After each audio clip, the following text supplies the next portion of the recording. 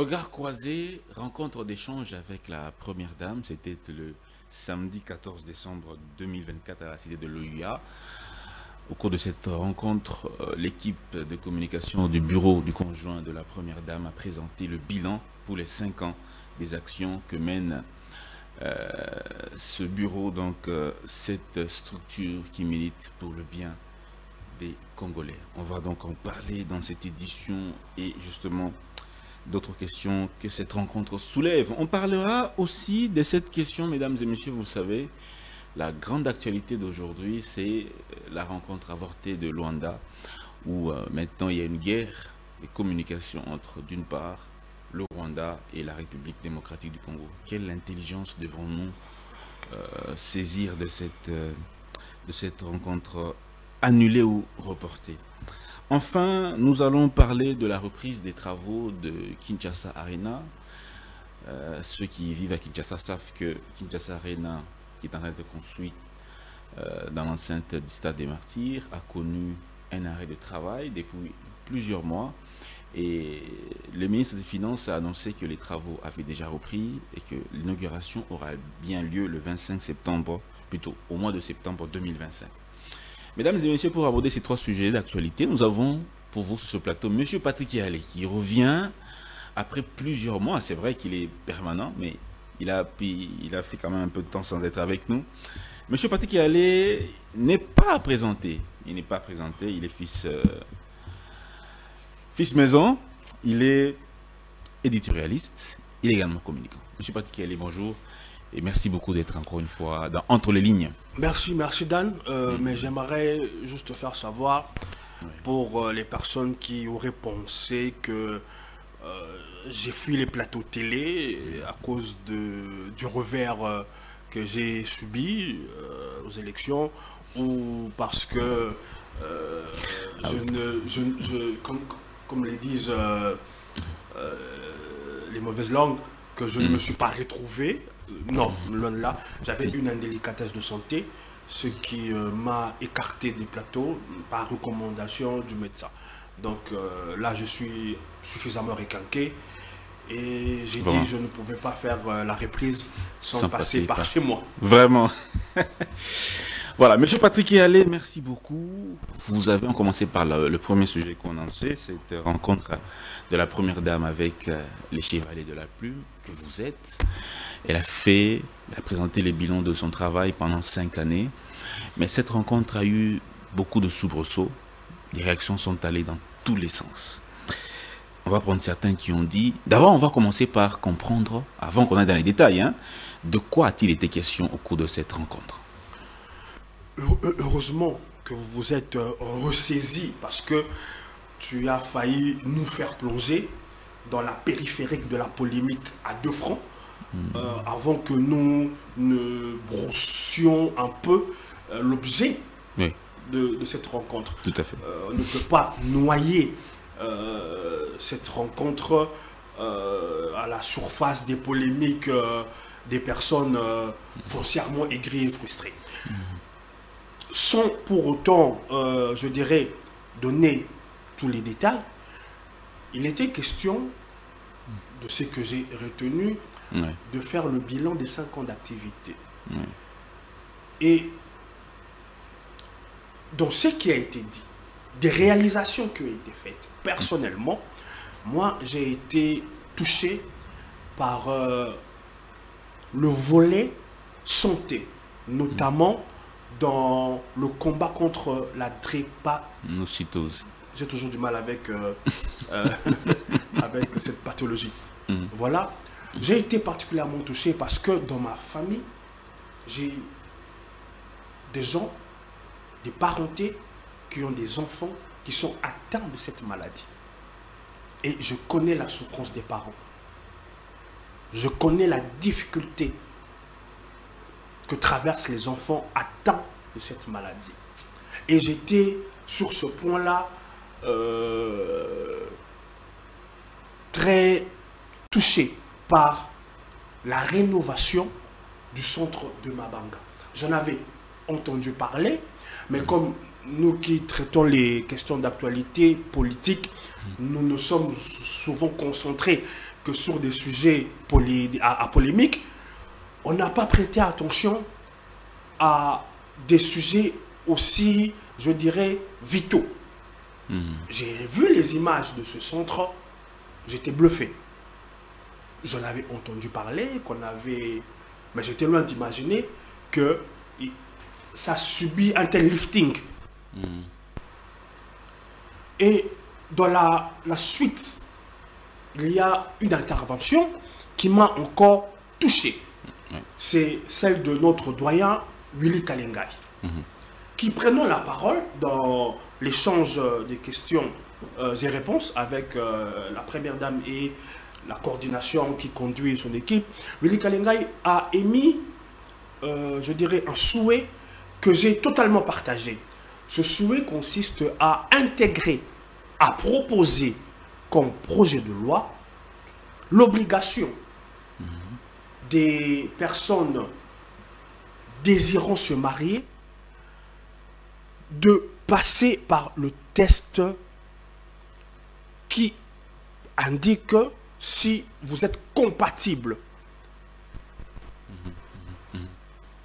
Parce que vous savez que un couple AS et un couple AS, donc mari AS, femme AS, produiront forcément des enfants qui auront des S dominants. Oui. Donc, face à, je dirais parfois, l'inconscience, ce manque d'information, parfois l'irresponsabilité, j'estime que l'État devrait prendre ses responsabilités pour inscrire dans la loi cette proposition que je trouvais, je peux me tromper, mais que je trouvais pertinent. Parce qu'il y a des gens, peut-être par ignorance, se marient sans savoir qu'ils sont incompatibles, que les fruits de leur union, c'est-à-dire les enfants qu'ils pourront avoir de cette union, souffriront de cette maladie, qui est une maladie génétique. Donc il faut, je pense, étudier profondément cette proposition. Moi, en tout cas, cette proposition, ça a retenu mon attention. Et j'ai dit au doyen, je vous accompagnerai dans ce lobby. Parce que le doyen a aussi, je dirais, des problèmes dans ce sens-là qu'il a connus auprès des gens qui lui sont proches. Donc c'est juste un élément pour vous dire ô combien était important cette restitution.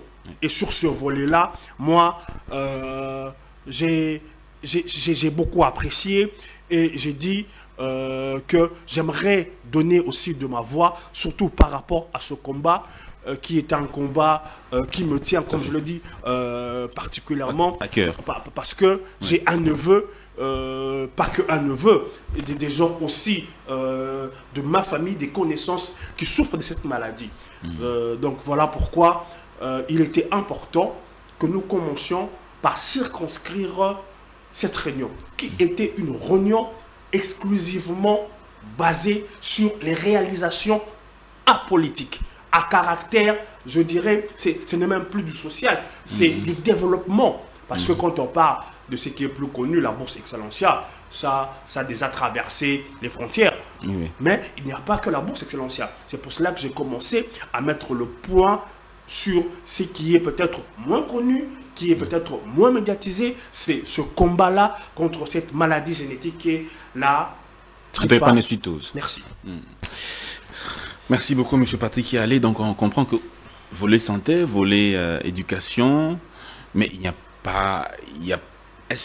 Qu'est-ce que l'opinion doit retenir? Vous avez parlé simplement du volet santé, vous avez bossé un peu du volet éducation avec la bourse Excellencia, mais globalement, les gens qui sont restés à la maison, vous savez, l'habitude des Congolais, c'est que nous restons plus sous la polémique que sous l'information essentielle. C'est comme ça que j'ai voulu commencer par l'information. Tout à fait. Pour moi, dans la restitution que je fais, je fais savoir au public que la Fondation est très engagée dans le volet santé, parce qu'elle ne peut pas tout embrasser. Exactement. Il y a eu beaucoup de points soulevés, mais particulièrement, moi, ce qui m'a intéressé, c'est ce volet-là. Et moi, ma contribution serait de pousser cette fondation à aller encore plus loin Parce que il n'y a pas que Kinshasa. J'ai vu le centre, j'ai dit, waouh. Mais j'ai dit, pour mes parents de chez moi, à Bassankosso, on fait comment? C'est poussé cette fondation à étendre ce centre de Mabanga à d'autres provinces.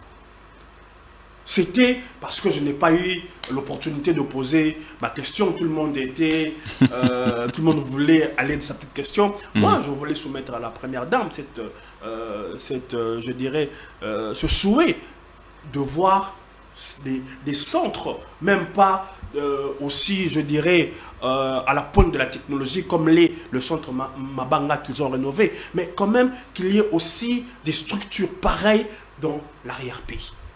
Ça, c'était la préoccupation que je n'ai pas pu exprimer. J'en profite de ce moment pour l'exprimer. Mais il n'y a pas eu que le volet santé, il y a eu le volet de l'éducation, où il y a eu dans les échanges qu'il y a eu entre le journaliste et la première dame. Je dirais, ça allait aussi dans le même sens, étendre la bourse Excellencia à d'autres provinces, parce que jusque-là, elle n'est circonscrite que sur Kinshasa, le Haut-Katanga et le Lolaba. Les réponses données par la coordination nous ont un peu éclairé quant à ceux, mais aussi pour les conditions à l'éligibilité. Oui. On a été éclairé. Mais pour moi, la bourse Excellencia, ça a beaucoup de, je dirais, de renommée. C'est comme ça que j'ai préféré, en ce qui me concerne, mettre le point sur le combat contre la drépanocytose. Monsieur Patrick Yalé, cette réaction a fait couler encre et salive, des réactions de vos confrères, de nos confrères, certains de nos confrères journalistes, d'autres invités qui ont décliné, d'autres non invités, mais qui ont critiqué négativement cette initiative. Parlons d'abord de la première réaction. Il y a un journaliste qui a écrit, qui a publié, qui est aussi suivi, que cette rencontre n'avait que pour raison principale de faire adhérer ceux qui critiquent le chef de l'État à la vision du chef de l'État, et par la même occasion, les caisses de l'État ont saigné à blanc, ont saigné sérieusement. Un petit mot par rapport à ce commentaire. D'abord, c'est des polémiques propres à des personnes, je dirais, je reviendrai sur le qualificatif que je ne devrais pas apporter parce que je n'en ai pas les compétences. Je vous dirai pourquoi quand je finirai de répondre d'abord à votre préoccupation. Oui. Monsieur Dan, oui. La première dame a fait, et je l'ai dit dans une de mes publications, a fait d'abord preuve de hauteur, de dignité, de classe, en invitant les journalistes toutes tendances confondues. Je ne le dis pas pour lui tresser les chignons, mais c'est un fait. Pourquoi? Parce que certains des confrères qui se sont abstenus, je sais qu'ils l'ont fait le cœur brisé. Pourquoi? Parce qu'il y a de ces hautes personnalités qui, quand vous êtes proche d'elles, ces personnalités font de vous leur bien privé. C'est cela le nœud du problème. Ces hautes personnalités, politiciens, femmes de politiciens, permettez que je ne cite pas les noms, oui. Cette haute personnalité ont cette fâcheuse habitude de considérer les gens qui font de la communication pour eux comme leur bien. Et je suis gentil quand je dis comme leur bien. Et c'est par respect à ces personnes. Parce que je pense que dans l'imagination de ces gens, ils sont plus que des biens. Ils sont plus que des biens. Dans le sens péjoratif du concept. C'est-à-dire, ils se retrouvent dans je dirais, dans un embarras. Parce que si ils avaient décidé d'exercer leur métier, qui consiste à aller là où l'information vous appelle, ces personnes auraient été excommuniées, exclues, chassées comme des malpropres. C'est cela le dilemme qu'ils n'oseront pas dire à haute voix. Hélas, 3 fois hélas, c'est des situations que je condamne. Dans le même registre, ce n'est pas la première fois que la première dame reçoit des hommes des médias qui sont vitupérants à l'endroit du pouvoir actuel. Moi, c'est la première fois que je me retrouve dans une telle manifestation à côté de la première dame. Mais mes positions sont connues. Je ne l'ai jamais caché. Pro-pouvoir. Mais je connais des amis qui sont extrêmement, comme je le dis, vitupérants à l'endroit du chef de l'État, qui ont partagé la table de la première dame, pas qu'une fois. Même celui dont vous faites allusion. Pas qu'une fois.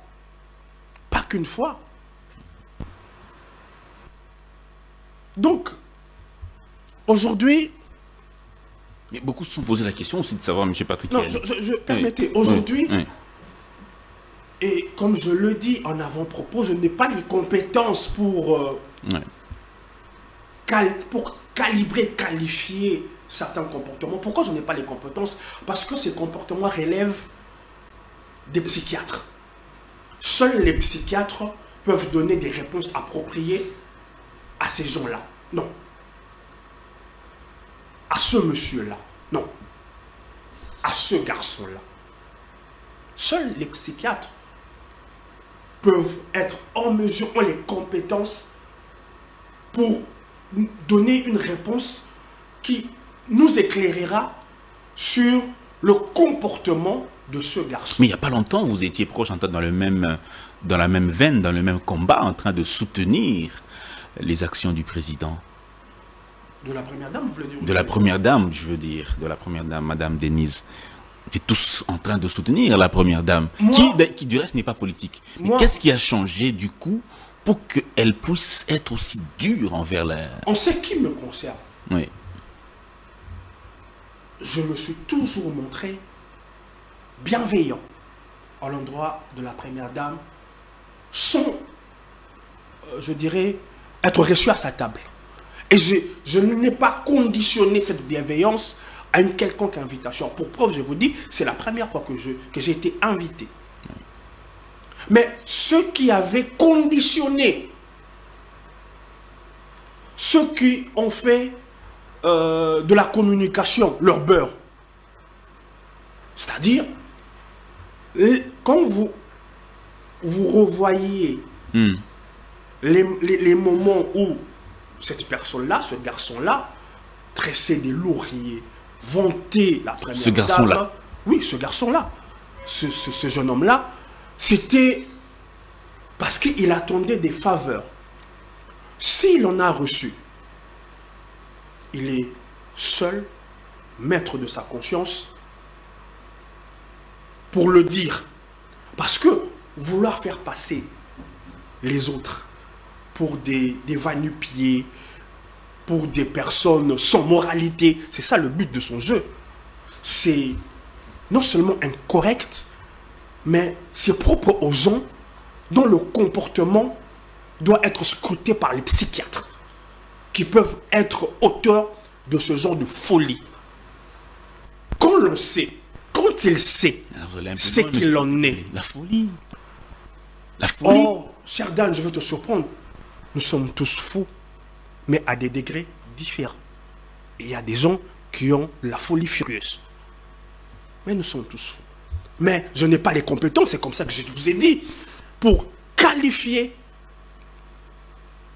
je dirais, le niveau de folie. Je perçois que c'est de la folie furieuse. Mais il faudrait un spécialiste pour, je dirais, en déterminer la gravité. Bien que je soupçonne que c'est quand même assez grave. Parce que je ne peux pas comprendre qu'une personne, sachant que les gens savent ce que vous avez reçu en faisant le Sankara. Et après, c'est comme quelqu'un qui a perdu la mémoire. Non, voilà, voici. Et, non. Seul un psychiatre peut déterminer la gravité de la folie qui peut animer un tel garçon. Ça, c'est malheureusement, on est obligé d'utiliser des termes comme ça. De rentrer dans la boue, parce qu'il y a des gens qui ne comprennent que ce genre de langage. Malheureusement. Si on ne passe pas par ce langage, ils ne comprendront pas du tout et ils ne peuvent pas s'amender. Non, mais je vous ai dit, on ne peut pas parler à un fou comme on parlerait à une personne qui a encore les aptitudes, je dirais, normaux. Parce que vous pouvez être, je dirais, opposé. Mais il y a des termes appropriés pour exprimer votre opposition. Il y a des mots. Et je ne doute pas que ce garçon,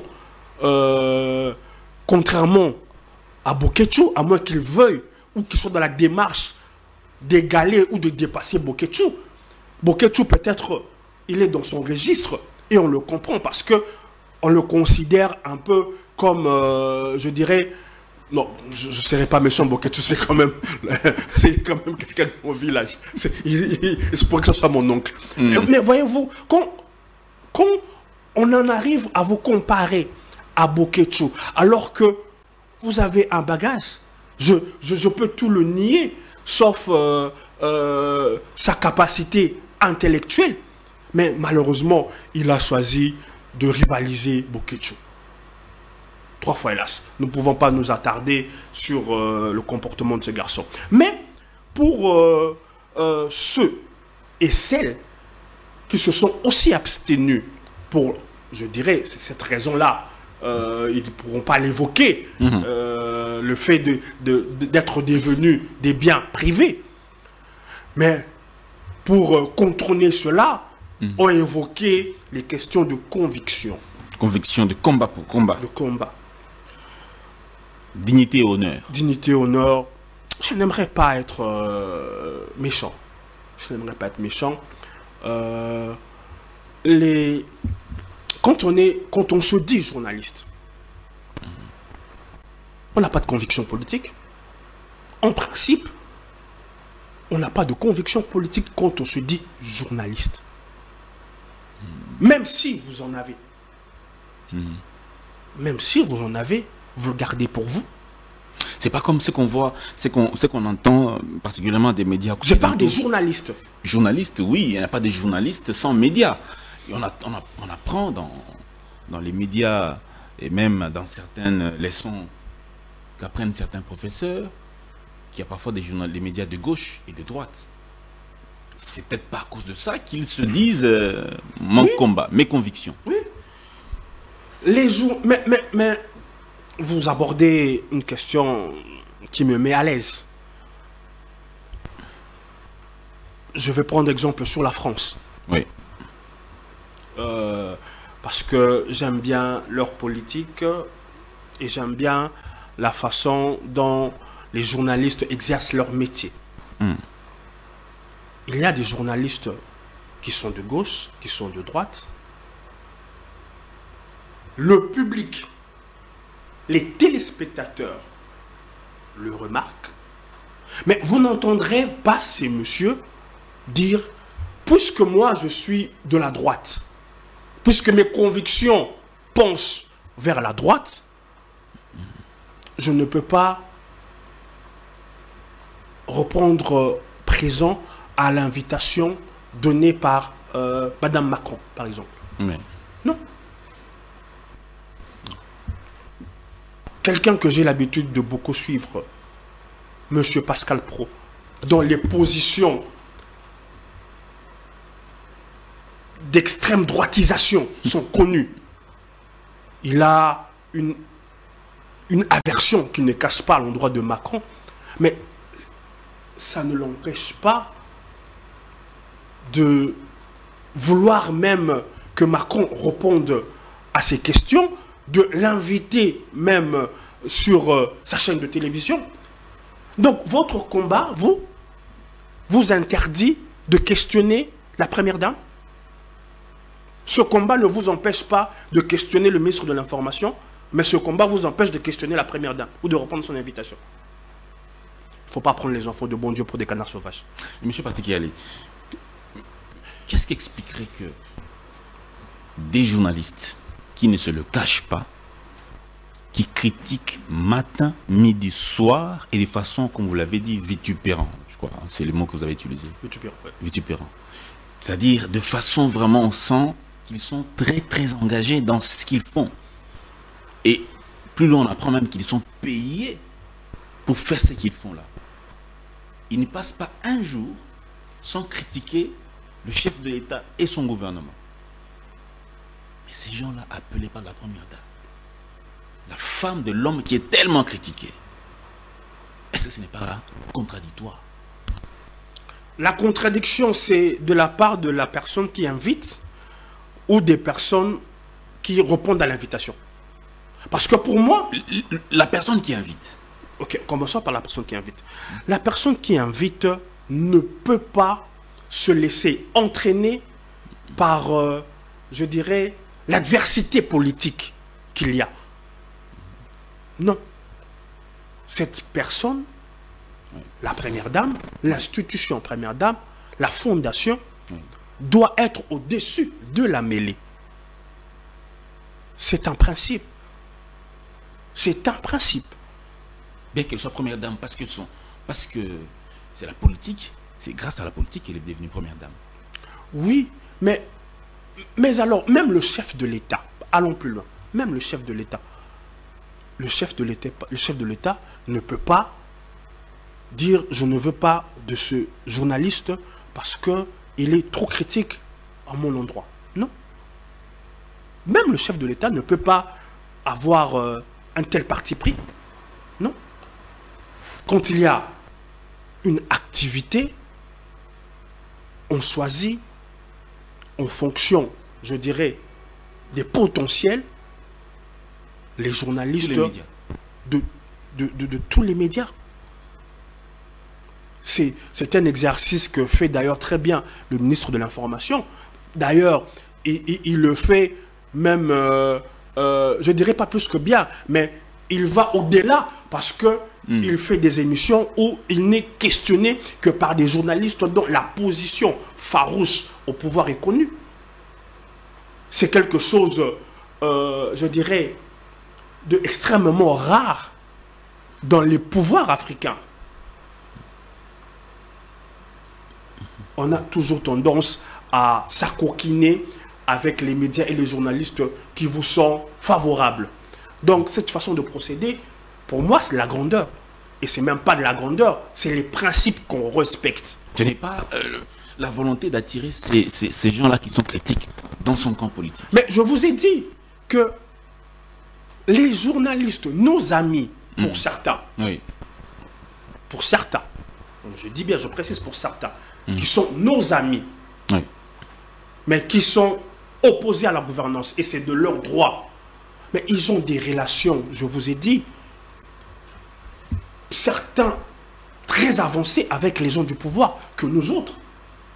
Je vous ai dit que moi, c'est la première fois que je sois invité à une activité de la première dame, ce qui n'est pas le cas pour certains des amis journalistes farouchement opposés à ce pouvoir. Et pour certains d'entre eux, ce n'est pas le fait d'avoir été invités qu'ils vont changer leur position, dont acte pour eux d'ailleurs. C'est cela. Vous êtes sûr que ça ne va pas influencer leur combat? Je dis pour certains d'entre eux. Oui, pour certains d'entre eux, justement. Dans l'indépendance de pensée et, je dirais, éprouvée, ils vont continuer dans leur ligne éditoriale. Ils vont certes communiquer sur l'activité, dire ce qu'ils en pensent, mais je ne pense pas que pour certains d'entre eux, cela va les empêcher de critiquer la réforme constitutionnelle, de critiquer, je dirais, la gouvernance. Non. il faut qu'on apprenne aussi à accepter, je dirais, cette autre facette de la démocratie. C'est comme ça que je salue la première dame qui a fait montre et preuve de hauteur. Parce que certaines personnes qui sont, je dirais, proches de certaines personnalités savent que il leur est impossible d'être, pour le cas d'espèce, au milieu du village. Monsieur Patikiale, vous êtes un homme des médias également. Aujourd'hui, prenons l'inverse. À supposer que madame, l'ancienne première dame... Je savais que vous finirez par m'entraîner dans cette polémique. Ok. Madame Olive Lembe Kabila organisait aussi un déjeuner de presse, une rencontre avec les journalistes, et qu'on vous invitait. Allez-vous répondre quoi? En 18 ans, je n'ai jamais été invité. Dans une quelconque activité, elle en a eu. Non. Mais je n'ai jamais été invité. Si il arrivait qu'elle change de logiciel et qu'elle considère que ne peut être invité que les gens qui lui sont favorables, pour ne pas utiliser des termes péjoratifs, je ne dirais pas, si je refusais d'y aller, que je n'irai pas à cause de mes convictions, à cause de mon combat, à cause d'une prétendue dignité. Non. Si, parce que j'étudierai le cas échéant, l'opportunité d'y aller ou de ne pas y aller, mais si je décidais de ne pas y aller, sûrement, je ne le crierais pas sur les toits, mais si on me posait la question, je dirais que je crains pour ma sécurité. Donc vous n'y irez pas? Si j'étudierai les paramètres, je dirais, il y a un contexte.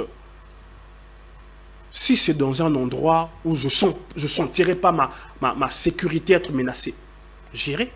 Mais attendez. Pourquoi votre sécurité serait-elle menacée? Parce que il y a une forme d'intolérance, et sur ce point, je veux être droit et correct. Dans plusieurs camps, il y a beaucoup d'intolérants. Autant, et je n'ai pas apprécié, j'ai vu une forme d'intolérance qui ne disait pas son nom, suite à la présence des amis journalistes qui sont opposés au régime. J'ai vu pourquoi non. Que non. Et cette forme d'intolérance a élu domicile dans tous les camps politiques. Même on a vu même certains combattants de l'UDPS critiquer le fait qu'on a invité ces journalistes-là. Non, le Congo n'appartient pas simplement à ce pouvoir. On ne peut pas commettre cette erreur et on ne peut pas se laisser entraîner dans cette erreur. Le Congo nous appartient tous. C'est le Congo de Patrick Yalé, c'est le Congo de Yves Bouya, c'est le Congo de Beledou, c'est le Congo de Edmond. On ne peut pas faire un Congo où il n'y a que des gens qui sont favorables au chef de l'État et à la première dame. Un peu comme on l'a vu dans les régimes passés. Non, on ne peut pas construire un Congo comme ça. Non, c'est même pas construit. C'est notre Congo, c'est notre bien commun. Voyez-vous. Donc, si je devrais accepter, je vais étudier le cadre, c'est dans quel contexte. Si je sens que je serai à l'aise, j'irai. Mais l'appréhension, l'a priori, serait pour moi, en 18 ans, en 16 ans, on n'a jamais daigné m'inviter. Je me pose la question, quelle mouche? Vous comprenez un peu? Je comprends. Ça piquerait ma curiosité, parce que ce n'est pas dans leur logiciel. Ce n'est pas dans leur logiciel. Monsieur Patrick, mais je ne dirais pas que je n'y vais pas pour une dignité, un honneur, combat. Non, même si je peux le penser, il y a des choses que l'on peut penser, mais que l'on ne peut pas dire si on se prétend être journaliste. Ça ne matche pas. En tant que politicien, je peux dire que non, j'ai un combat. Mais un journaliste a quel combat? Monsieur Patrick Yalé, qu'est-ce qu'on doit retenir pour l'opinion l'opinion qui nous suit par rapport à cette activité... Le seul combat du journaliste, c'est de ramener l'information au public. Tout à fait. Qu'est-ce qu'on doit retenir de cette rencontre et aussi de tout ce qu'il y a eu comme réaction? Et si vous, bon, je prends une question. Si vous étiez conseiller de la première dame et que vous étiez dans la cuisine interne pour préparer cette activité, vous lui conseillerez d'inviter toujours les mêmes personnes ou face à ce qui s'est produit, vous allez dire non, non, non, cette fois-ci, n'invitez pas tel, restons non, dans tel. Ce n'est pas une personne comme moi qui peut aller dans ce sens-là. Je vous ai dit, et je le répète pour l'opinion qui ne le savait pas peut-être, la plupart des amis journalistes qui sont, je dirais, patentés, et pour la plupart, ils assument leur position, ce n'est pas la première fois qu'ils soient invités Ouais. chez la première dame, à la cité de l'OUA. Et pour moi, cette forme de grandeur, Madame la première, première dame, qu'elle ne s'en départisse pas, cette élégance fait son charme. N'en déplaise aux personnes proches du pouvoir qui ne comprennent pas que son rôle, sa fonction, c'est d'être au-dessus de la mêlée. Au-dessus de la mêlée. Seuls peuvent ne pas être invités des garçons qui ont basculé dans la boquetisation. Monsieur Patrick... Et qui en souffrent certainement de loin. Vraiment. Alors, parlons de cette autre actualité. C'est l'affaire, le rendez-vous avorté de Luanda. On a vu le chef de l'État être reçu par le président angolais, à côté l'ancien président kenyan, M. Kenyatta. Alors, au regard de ce que vous avez suivi comme actualité, quelles sont les leçons que vous avez tirées et que vous pouvez partager avec l'opinion? D'abord, ma plus grande stupéfaction, c'était d'observer les réactions de certaines personnes. Bon, dire que j'ai été stupéfait, je ne pense pas, parce que ça n'a fait que confirmer ce que je pense de ces gens-là. Ces gens-là se sont réjouis du fait que M. Kagame ne soit pas là. Ils ont dit que c'était une humiliation. Ils se sont réjouis. Ils n'ont pas su cacher leur joie qui débordait. On pouvait le lire, ça transparaissait. Ah, Kagame. J'ai dit que j'étais stupéfait, mais je n'étais pas autant stupéfait que cela parce que, quoique, ils ne l'assument pas pleinement, mais leur allégeance transparaît, c'est visible comme le nez au milieu. Allégeance à qui? À Kagame. Comment un Congolais, un citoyen congolais, peut se réjouir de ce que le président Kagame n'ait pas répondu à l'invitation, en considérant cela comme une victoire de Kagame et une humiliation de l'institution, de la personne, de la fonction, du pays qui est le nôtre. Vous pouvez vous imaginer cela. Un Ukrainien qui se réjouirait du fait que Poutine ait refusé de participer à une réunion où il devait rencontrer Zelensky. Et vous voyez des Ukrainiens sont réjouis. Ah, bien fait pour sa gueule. Félicitations Poutine. 12 expressions. Ça fait des gens comme ça. Avocat de son État. 12. Il est très content de cela.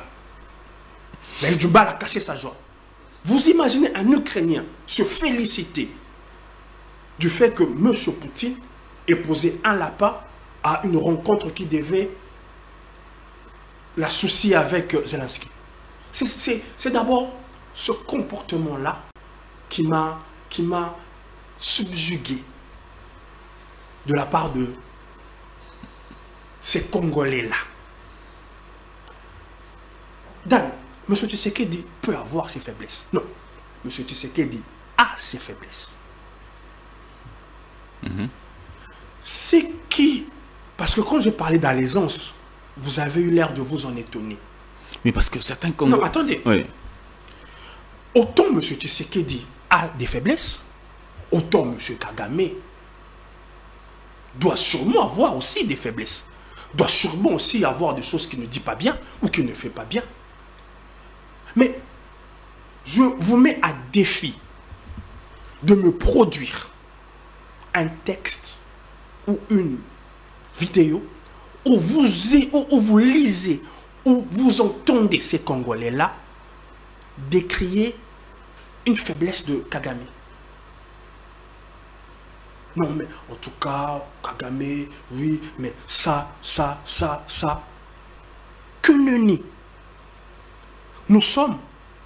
Mais au contraire, on a même vu des images où on voit le président dans un nuage avec son homologue rwandais, Paul Kagame, comme pour dire, comme le chef de l'État l'avait dit, qu'il ne rencontrait qu'au ciel une autre façon de critiquer le chef de l'État. Mais qu'est-ce qui vous fait... Non. Oui. Restez là.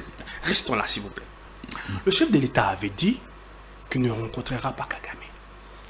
Et je pense que Kagame voulait se servir de ce prétexte pour faire savoir à la communauté internationale que moi je suis de bonne foi, que moi je suis pour la paix. Mais M. Tshisekedi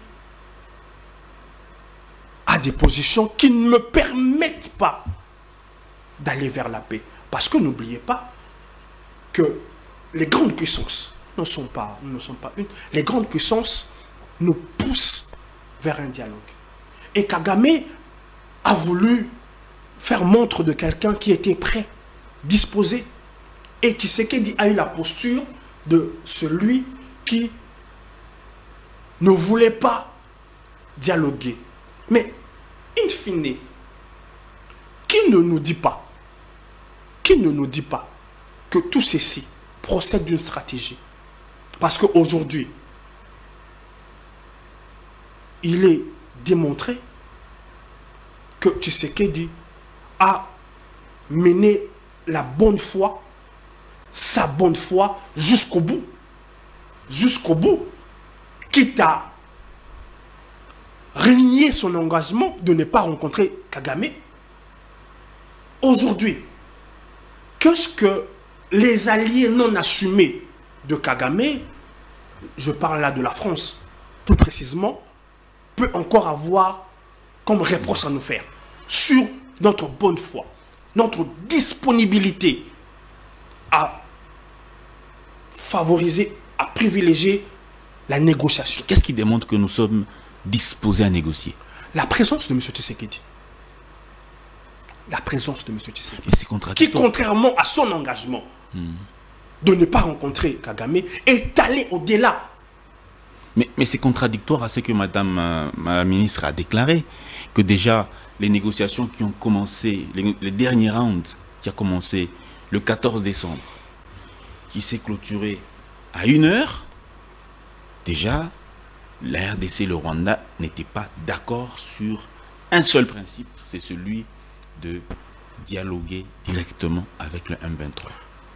Ce que vous dites n'est pas en contradiction avec ce que je dis. Le fait que monsieur le président de la République ait décidé de partir pour Luanda, oui, cela démontre sa bonne foi. Il a décidé d'y aller tout en restant ferme sur les positions qui sont celles du gouvernement. Mais réfléchissons, il y allait faire quoi? Parce que déjà à 1h du matin, les négociations avaient capoté. Mais il appartient ou il appartenait au chef de l'État d'avaliser que les négociations n'ont pas abouti. Je ne suis pas un expert en diplomatie, mais je pense que si on délègue des personnes pour négocier, ils vous font rapport.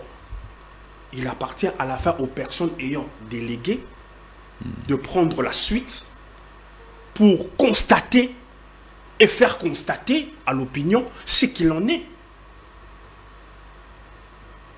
En tant que le garant de la nation, je pense, sans être un expert en diplomatie, parce que j'ai vu des experts en diplomatie fleurir ça et là, aller chacun de son opinion, opinion qui souffre d'une allégeance patente aux positions rwandaises. Jusqu'à vouloir transformer le fait que Kagame... Mais pourquoi ces gens-là, pourquoi ces gens-là, ces Congolais-là, ne pouvaient pas-ils dire Kagame a fui? Pourquoi ils doivent présenter le fait que Kagame ne soit pas là que comme une victoire? Mais moi, je peux dire que Kagame a fui. Ça les gênerait, ces Congolais-là. Ça les gênerait, ça les empêcherait de dormir, de dire « Ah, Kagame a fui ». Ah non, ces Congolais-là, ils préfèrent présenter Kagame comme quelqu'un, je dirais, de high level.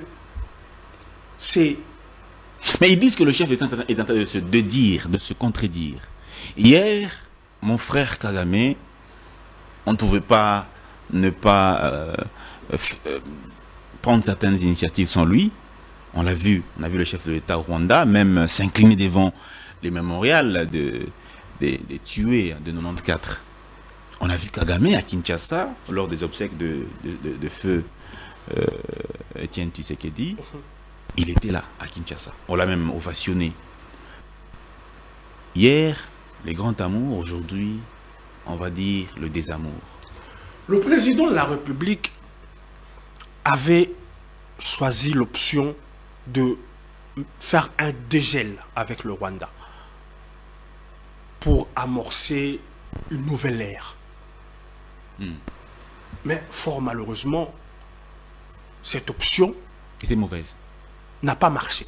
Je ne sais pas dire si elle était mauvaise, mais force est de constater que cela n'a pas marché. Mais ce qui est curieux, c'est que les gens qui continuent d'ailleurs à condamner le président de la République pour s'être montré, je dirais, bienveillant, pour avoir essayé un dégel avec le Rwanda, ces mêmes gens, d'ailleurs, une actualité récente confirme la description que je vais faire, que je suis en train de faire. Vous avez le cardinal qui, en visite au Rwanda, se pose la question de savoir pourquoi entre nous, évêques, gens de l'église, on peut se voir, on peut se fréquenter. Pourquoi là-haut, il ne peut pas en être pareil? Oh, mais quand le président a opté pour le dégel, pour que les deux présidents se fréquentent, les gens qui sont dans le même mouvement politico-religieux avec le cardinal ont été, je dirais, d'une agressivité sans pareille. Comment il peut l'appeler frère? Comment? Mais curieusement, quand le chef de l'État décide de changer de ton, de changer de cap, ces mêmes gens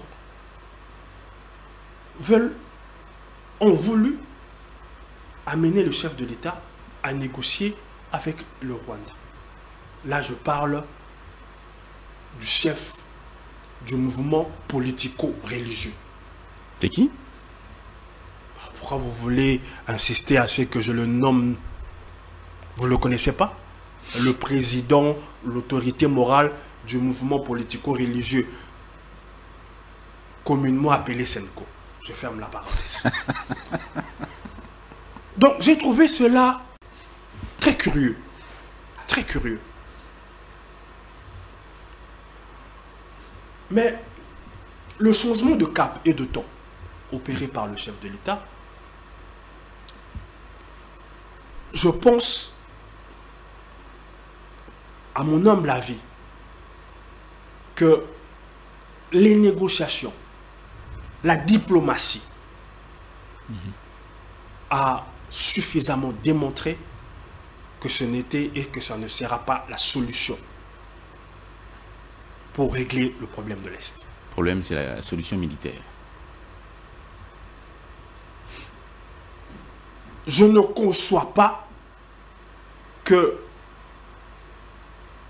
nous n'ayons que comme carte à jouer le fait de nous mettre à table avec Kagame.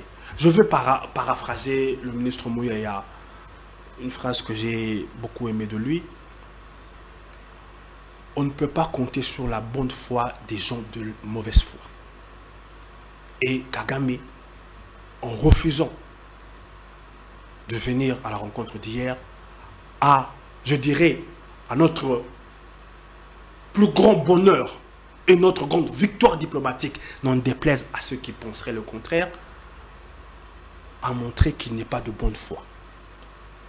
Kagame est de mauvaise foi et de bonne foi, mais la question qui dérange, c'est les dialogues avec les M23. Selon vous, aujourd'hui, c'est quoi l'enjeu? Pourquoi le gouvernement congolais refuse catégoriquement de négocier avec les M23? Mais parce que les causes des dialogues précédents avec les M23 opérés par le pouvoir en place, nous en payons encore aujourd'hui un prix corsé. Un prix corsé. Il y a eu 2 ou 3 dialogues avec ce mouvement, avec à la clé des résolutions. Ces résolutions-là qui nous pondent aujourd'hui au nez, refaire encore le même exercice, refaire encore les mêmes erreurs, nous serait fatal. Refaire les mêmes erreurs nous serait fatal. Merci beaucoup, M. Patrick Ayalé, sur cette question.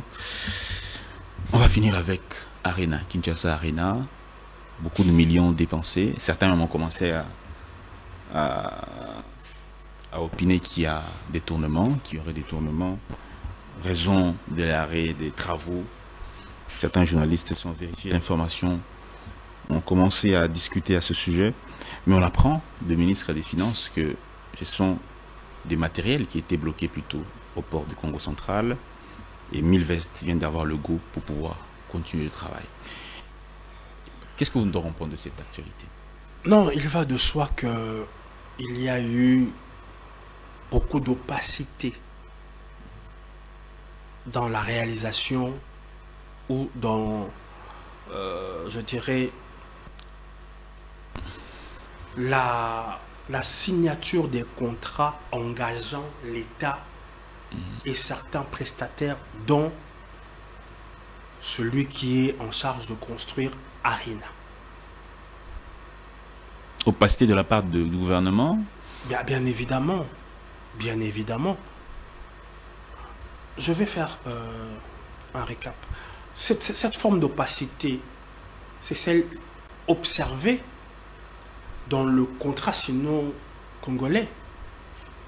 Et Dieu merci, il lui fallu l'implication du chef de l'État, mais aussi de l'IGF, pour qu'il y ait une pause afin que l'on revisite ce contrat qui aujourd'hui est amplement revisité. Parce que dans ce contrat que je me permets de réévoquer, l'État devrait bénéficier de 3 milliards. Ces 3 milliards devraient aller à la construction des routes.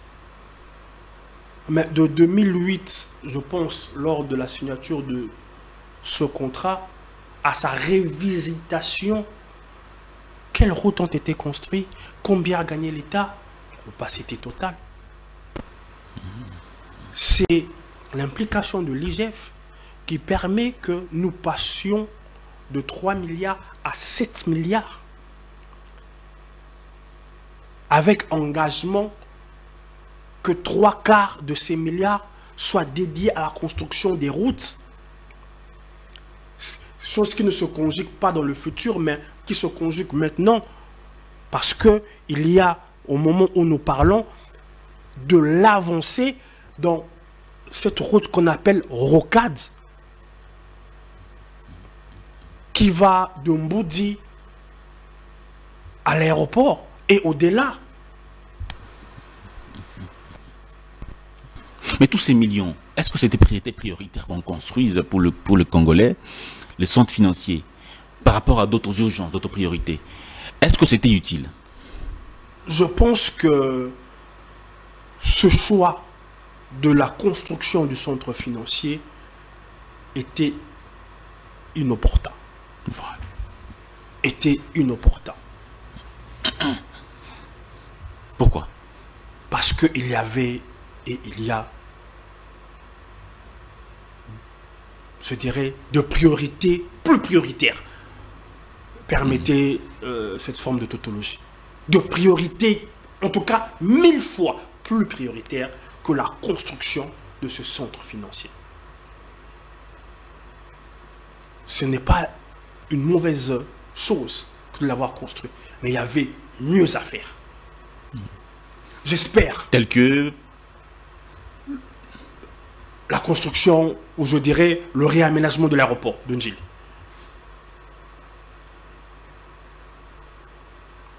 Si on devait construire un tel bâtiment ayant engagé de tels fonds, j'aurais préféré que l'on construise dans une des provinces un grand centre hospitalier. À l'image de ce qu'on a fait avec Mamaemo, devenu aujourd'hui hôpital de la Renaissance. Ce choix était inopportun. Inopportun. J'apprécie à sa juste valeur l'intervention et du ministre des Finances et de l'IGF qui ont demandé à recadrer le coût financier de l'ARENA. On ne peut pas le laisser à l'abandon, on doit l'achever, mais on ne doit pas laisser, je dirais, l'opacité continuer à diriger. Mais une dernière question, M. Patrick Kialé. Que répondez-vous aux kabylistes qui disent que sous Tshisekedi, il y a plus de scandales financiers que sous Kabila? Des surfacturations, des détournements. Sous Tshisekedi, il y a plus, je dirais, cela révèle le travail de l'IGF. C'est les surfacturations, les détournements ne datent pas de l'époque de Tshisekedi, ni encore de l'époque de Kabila. Vous avez connu ce qu'on appelait les éléphants blancs.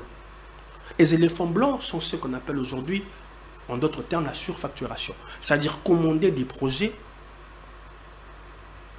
en recevoir les sous, afin de surfacturer, et in fine, ces projets n'avaient pas une pertinence, voulais-je dire. C'était déjà le mode opératoire sous Mobutu. Mode opératoire perpétué sous Kabila. Mode opératoire qui, hélas, continue. Mais la différence est que le président a décidé de ne pas mettre ça sous le tapis. C'est la différence. Le président pouvait choisir de laisser courir comme ça a toujours été, que personne ne vienne jeter un coup d'œil sur les coûts des travaux, sur les coûts des passations des marchés. Mais c'est quand même beaucoup d'argent. Hein? C'est quand même beaucoup d'argent. Ça a toujours été beaucoup d'argent. Quand on apprend les 300 millions, 400 millions. Ça a toujours été beaucoup d'argent. Ça a toujours été beaucoup d'argent. Mais la grande différence, c'est la volonté exprimée par le chef de l'État et conduite par l'IGF de ne plus garder ça sous le tapis. Et le gâteau sur la série, c'est que ces personnes qui sont des fois incriminées, une fois sorties de ces scandales, promues. Ça, c'est l'une de mes déceptions. Ça, c'est l'une de mes déceptions. on ne peut pas, je dirais, mais cajoler Oui. au sens du poil les personnes qui ont écorché l'image de votre bilan. Non. Cette phrase, je l'ai, je dirais, très peu digérée. Cette phrase où l'on dit qu'on ne peut pas livrer à la vindicte populaire, je ne sais pas si c'était ça les termes, Monsieur tel. Ou Monsieur tel est coupable de mes gestions, ou il ne l'est pas. Et celui qui a dit ou fait savoir avec des preuves qu'il a été coupable de mes gestions est quelqu'un qu'on doit sanctionner, ou celui à qui on a pointé du doigt est coupable. Vous ne pouvez pas dire que l'un et l'autre ne sont pas, Oui. c'est-à-dire l'un et l'autre ne sont pas reprochables de quoi que ce soit. Non. Entre les deux, il y a quelqu'un qui a eu l'outrecuidance de, sur un plateau de télévision, dire que le chef de l'État m'a appelé pour me dire, pour me faire. Merci Entre beaucoup. les deux, il y a quelqu'un qui est reprochable de quelque chose. Merci. Des détournements de mes gestions. Et il y a une autre personne qui a fait passer, pas lui, tout simplement, sous votre leadership, cette personne a fait passer le contrat chinois de 3 milliards à 7 milliards. Cette personne, aujourd'hui, a fait recadrer un projet qui vous tient à cœur, qui était même à l'abandon suite encore à une mégestion. Donc, à un moment, il faut que ceux qui sont reprochables le soient et ne soient pas simplement reprochables, mais qu'ils subissent la rigueur de la loi. C'était M. Patrick Eyalé, éditorialiste et puis communicant. Nous avons abordé 3 aspects de l'actualité que vous avez suivi dans cette émission. C'est pas la dernière fois qu'on le reçoit. Il est de retour, hein. Il était un peu en déplacement. M. Patrick Eyalé, merci beaucoup et nous espérons que vous allez revenir un peu plus souvent. Chaque semaine. Chaque semaine. Si je ne suis pas là, c'est que c'est vous qui ne m'avez pas invité. Mesdames et messieurs, merci beaucoup de nous avoir suivis. Portez-vous bien et à très bientôt.